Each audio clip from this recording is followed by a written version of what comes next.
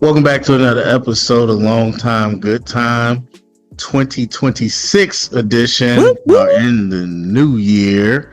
I'm your co-host Terry, with my other co-host Abrisha. Yo, yo. And it's been a minute. It's been a while.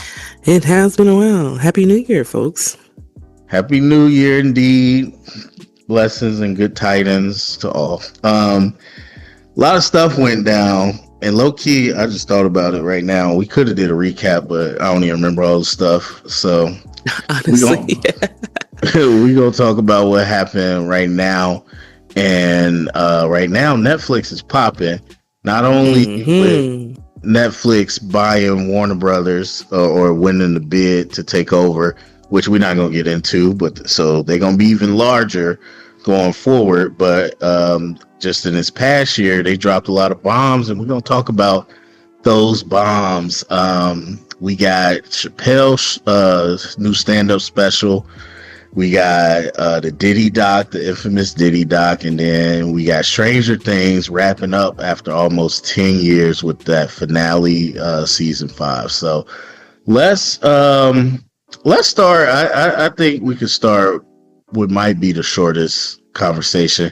Let's start with Chappelle's stand-up. So I don't even remember when it dropped. I feel like it was a week or so ago, about a week ago. But either way, I think Chappelle, whether for his content, his point of view, or whatever, has been a little controversial to some people.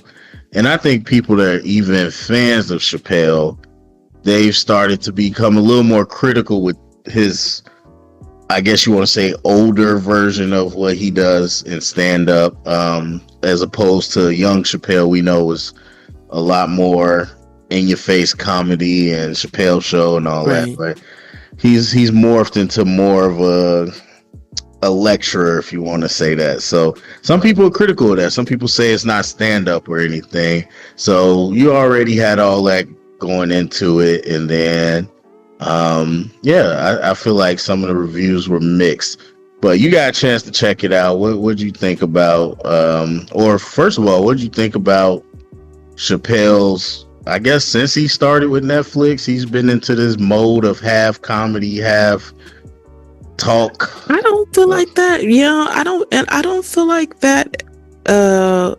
Like for this instance, I don't feel like that was a strange pace change. Like he said, from since he's been doing his stuff on Netflix, and everybody knew that with him joining Netflix, it was going to be him doing it the way that he's wanted to do it. And I mean, the man has, tenure in this craft. I don't want comedians to be the same person that they were 30 years ago when they first started their career. Like, let the people age in wisdom, let them age in their style. And so I'm not opposed to Dave's style that is kind of, brainstorming with the audience, a little bit lecturing, a little TED talky with some jokes in there. Like I'm completely for it. I'm not one of those people who hate it. So yeah, I don't hate it. I agree with you. I do think I can't keep up. I want to say it's the 4th one he's done. It's either the 3rd or the 4th. I feel like it's the 3rd for Netflix.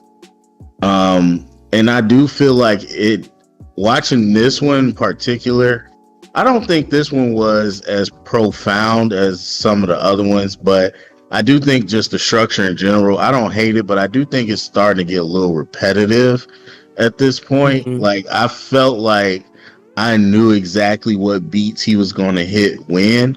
Now, the content of it, especially if you don't know the history lesson he's talking about, it's going to be thought-provoking. I think that's interesting.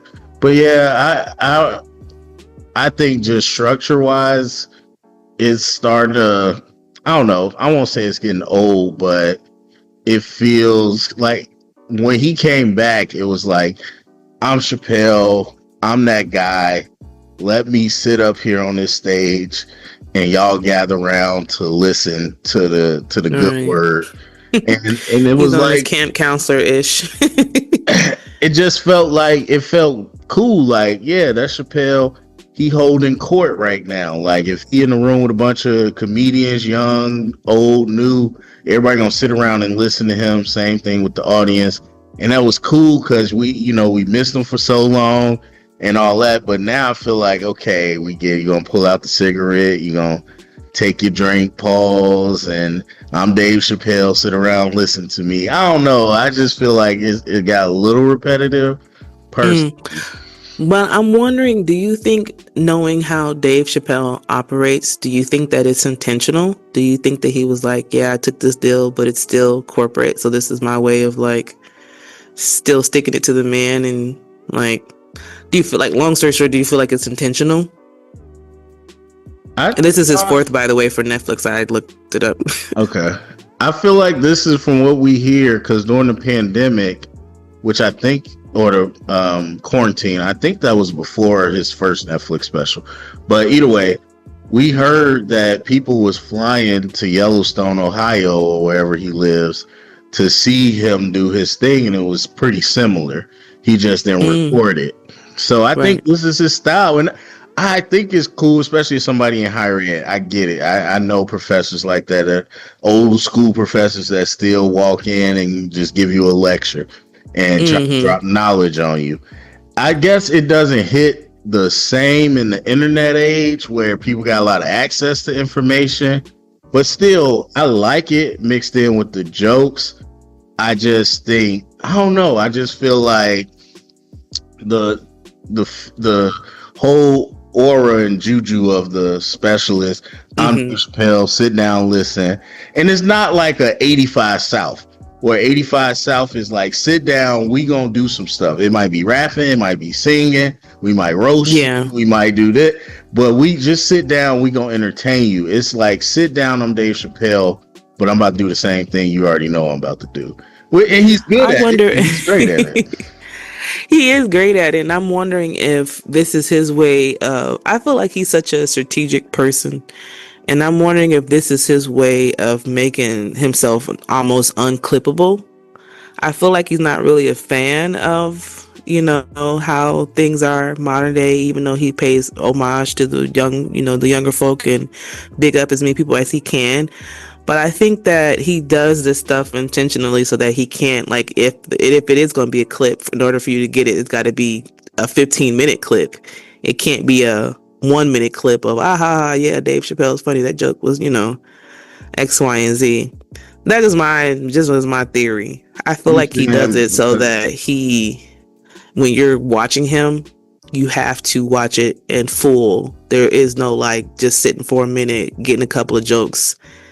Oh yeah, Dave's still funny, and being able to walk away or cut it off midway. Like, I don't know. I feel like it's intentional. You're talking about the structure, the long form. Yeah, the structure of it. Exactly. Yeah. Yeah. I mean, I feel like he's a thoughtful enough person that he could think, I'm gonna do it this way. I don't know, but that's just me. It's a theory. So, what about the actual content, the jokes, and what he talked about? Overall, what'd you think of this special? I will say, out of all of the ones that he's recently done, I kickled and cackled as Dave, but I felt like it was a little more underwhelming than his others. But I also still liked I liked the topics that he were talking about. So even though it was a comedy special, I didn't feel like it had all the comedy I wanted. But because I'm just like a intellectual and I like to discuss certain things, I enjoyed the topics. So for comedy special, smash. For the topics, A+. But yeah, I felt like, honestly, felt like the jokes weren't that funny to me. If I'm being honest, I can't, off the top of my head, think of anything that stood out. I don't know. It is a tough line to ride, because once you start positioning yourself as an intellectual, some of the more silly jokes feel out of place. And it's like, you smarter than that, though. Like, even because, he got the big backlash initially over the trans stuff. And I thought... Yeah, and including one trans joke in all of his specials now, just because. But I thought the discussion he brought up with the trans initially was very cleverly done. and what he was saying. And then in this one, like, yeah, the joke, and I don't even know if this is true that a transgender person died at a special, but then he was like, "Oh, I didn't know to the dick To the pop balls down." fell. I'm like, that was so childish, though. I'm like, Dave, you better than that. Like, in my Is he mind, I'm though? just, yeah, he's smarter than that. You think he's That's above his a whole fart joke? brand. No, I don't think I so. wouldn't say Dave he's loves above silly it. stuff. I wouldn't say he's I above don't it, know. but I think he was more silly in this than any of the other specials. Yeah, I will Um, agree. It was- I feel like Dave looked at it like, and I don't know when he shot it. Well, obviously it was after the election, but I don't know when he shot it, but I feel like Dave looked at it like everybody wants me to like tear down the whole, system right now that's happening with Trump. And he was like, I'm gonna do the opposite and just be very reserved about it and not say too much. I'm gonna just say a little bit. I feel like he was trying to subvert expectations. Because if you hear Dave Chappelle right now, as we come up on a year, and as I always say, it hasn't even been a year yet. As we come up on a year, Don't remind us, man. as we come up on a year of Trump, and you hear Chappelle special, you like, oh, he about to rip it this layer by layer. He barely talked about it, so I feel like that's the way he approached this personally. But Well, I mean, he did also mention understanding that his point of view is now canon for a lot of people, and having that to shoulder with people wondering like, oh, what are our thought-provoking thinkers, comedians, and whoever else such is thinking about this stuff. But he also has some colleagues in his field that do a good job at it too. I'm sure Cat Williams got something brewing somewhere. He loves political talk too, so somebody will do it. But yeah, I think he played it safe. I wouldn't say I wasn't trying to say he played it safe. I just think he was trying to subvert expectations. I mean, well, I wouldn't even say I think. I didn't know nothing about this special. I didn't even know it was coming out. So but there's also those subtleties too of him like doing the special in the Capitol building and all of that. No, I'm just saying. Yeah. I feel like the average person like me, if you hear, oh, Chappelle got a new special right now, 2025, I'm thinking, oh, he about to go crazy on Trump. And I think he just went against the grain and was like, I'm not going to speak too much about it. That's just kind of how I felt. But what do you think about the whole Jack Johnson / what's that man's name? McClain? Is it McCain? I forget the other boxer's name. First off, no, the politician. McCain. Oh, the Mann Act. The something man. I forget his first name. Yeah, not him, but he was somebody's running mate. But anyway, he the one Stevie Wonder told him to go to his funeral. Oh, John McCain. John McCain. Yeah. So Jack Johnson, John McCain, P. Diddy, little history lesson. What'd you think of that? That was one of, like I said, that was some of the parts that I enjoyed. Jack Johnson, before he even said his name, I already knew who he was talking about because he has one of my favorite stories. If listeners don't know, I'm an avid old school boxing fan. I don't really watch the new stuff, but I watched boxing for a good part of my childhood into early adulthood because it was one of me and my dad's things. So I was very familiar with Jack Johnson's role, and also when I was in like high school and stuff, I did like reports and stuff on like black folks who went against the grain of like what they were told to be or who were out of the box. So of course Jack Johnson was one. Paul Robeson, what's the dancer's name that used to do the banana skirt? Why am I blanking on her name? My God. But anywho, like the black folks who were like, yeah, this was going on against, around us, but they were like, F that, I'm doing what the fuck I want to do. So I always love big personalities like that and kind of their like downfall or whatever, because, white folk can do what they gonna do to pull your happy ass down. But I appreciated the inclusion of some of those. I always appreciate the inclusion of like those historical stories that are not as common for some people but are pretty significant. Long story short. And then anything Stevie Wonder is just hilarious to me. Yeah. But I did not know about the whole happy birthday thing I didn't know the whole story behind the song being made as a like hooray to like get that MLK birthday legislation knew passed. That. I knew somewhat of the story, and I was surprised. Jack Johnson I knew of by name. I didn't know the whole Mann Act and all that, but I knew of by name. But I was surprised once he started talking that I did know that, because in junior high we went to some field trip where it was MLK's birthday, and they did the whole happy birthday Stevie Wonder thing, and they had mentioned it. It was in the back of my head. It wasn't like a fun fact that I knew right away, but once he said it, it had clicked. Right. Because they had played that happy birthday song so many times at that little field trip when they was talking about Martin Luther King. So yeah, that I mean, it was good. It was good history. So I feel, and I've seen other people feel, it feel like he was trying to cape for Diddy a little bit. Like, because I saw where it was going as soon as he mentioned the Mann Act, because I've heard that. Mm-hmm. I didn't know that was because of Jack Johnson. But when he said that, and then he wrapped it into that's what all he got around, convicted of. So that's what he was convicted of, yeah. And he basically said it was like the trump card for black men that felt like they could do whatever they want to do. Yeah, because they got Chuck Berry asked that way too. A couple of ones I can think of. And earlier he had mentioned, Chappelle mentioned that he was at the Diddy parties, well, not at the parties, but he knew Diddy. And he said, I found out I was ugly. Yeah. He said he didn't. He went at the freak offs.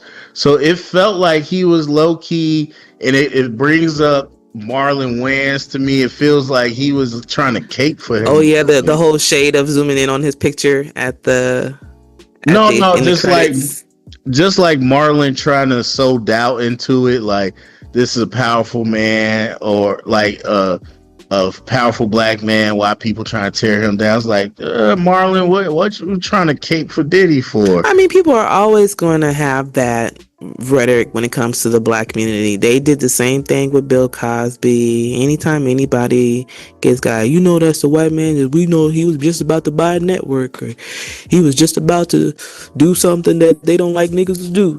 So they had to put a black man down. But the thing about that people never want to ever mention is that they can only put you down if they have the blackmail on you to do it. If y'all niggas wasn't doing shit, they wouldn't have nothing on you to be able to stop you from doing what you doing.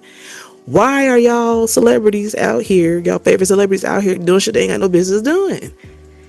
Now, even if that were true, that's what that, whatever the case for some folks, if that concept was true, it still doesn't address the fact that these niggas is out here doing shit they ain't got no business doing. Well, yeah, everybody's gone. Y'all want black folks to be exonerated from just all things. That doesn't make sense. Well, everybody's gonna cling to the freedom leaders like a Huey Newton, Martin Luther King, Freddie Hampton, and all that. They always gonna cling to those conspiracies and be like, see, and I'm like, those ain't the same. Those ain't equal. No, it's not even the same, because a lot of those guys, they were revered. They were out on the street with the people, just as poor as the people, just standing up for a cause. Completely different for somebody who's monetarily in a position to prevent themselves from being accused of crimes, or basically being able to use money for muscle to control narratives. So I'm never gonna compare a Fred Hampton to no Diddy or no Bill Cosby. Like, that's what people love to do. But anyway, so specifically with Chappelle, did you feel like what did you feel like was the purpose of him tying Diddy with Jack Johnson and all that? Do you feel like he was caping for Diddy? What'd you think was the whole reasoning behind that whole? No, I think that he was cleverly basically just saying that this is how they always get niggas, and it's just true. I think he was just stating a blatant fact. There's quite a few prominent black celebrities that's the charge that they usually get to stick, you know. I think, yeah, I don't think that he was like capping for Sean. I think because he talked about some of the stuff he, did see, talked about, he joked about some of the situation. So I feel like he knew that what was happening was real with Sean Diddy Combs' situation. But I think it was just like his, damn, they got another one, not as in like he's like, oh shit, they got another one, free to bros. I don't think it was a free to bros moment. I think it was just like here you go, there go the cycle. All right. What about you? I mean, like I said, I honestly felt like he was caping a little bit. I feel like he was trying to, I think he was doing it more sophisticatedly than Marlon, but I think he was trying to give a little bit of thought provoking out there. Like, they got Jack Johnson like this. This is how they like to get black men. And he did acknowledge that Sean was a freak and that he was into some weird stuff, but I don't think he ever, like, I don't know. He just, I feel like some of the stuff. I think he took his hands off of the situation. He didn't want to pick sides. I felt like some of the stuff he was saying, he mentioned that Cassie got paid so much money before, and he mentioned that again, like, this is how they usually get black men. They didn't charge him for none of the like bigger crimes, and it didn't feel like, why wasn't he charged for these crimes? It felt like, hey, Diddy didn't really get charged for nothing that was bad. I mean, he got in trouble for the Mann Act, and Jack Johnson did, and I don't know, man. That's how it felt to me, but it wasn't hardcore like caping, but it just felt a little bit like he was trying to put some doubt in there about, right. And he will, but I also think that, I would prefer it be this way, because at the end of the day, he has to acknowledge that he was comfortable being around dude. So, at some point they say not birds of a feather flock together, but sometimes people judge you about the company you keep as well. So he ain't got no choice. He got plenty of pictures with P. Diddy. So we know how, you be out in the industry with him. So he ain't got no choice but to say he all right with, Yeah, no, like I said, I think he did it in a smart way to address it and just not get too deep. But anyway. Yeah, that zoom in at the end on Marlon was petty. oh, I didn't even think about that. I wasn't even paying attention. And then the last thing I will mention, I thought it was interesting. He was talking about the comedian that was supposed to be on SNL, but then Eddie ended up taking it because dude couldn't read, and it's just it's a lot. I mean, like we learned with all these discussions recently, black entertainment has a lot of interesting what if stories out there. No, seriously, yeah. So. And the crazy thing about it is when they showed his pictures at the end, I was like, I know that cat. Even though he wasn't like mainstream, I'm like, yeah, I remember him. Not realizing he was like a senior to Dave and like his mentor and stuff. But I'm like, I do remember him, and that's unfortunate. But yeah, and I'm happy we'll get to All right, so we gonna switch gears. Speaking of Sean, we gotta talk about the Diddy doc. What was it? Oh no, Netflix. That's the sound I'm thinking of. The dum whatever. Like every time I say the Diddy doc, that's what I imagine plays after it. The Diddy doc. Like, all right, so we gonna get.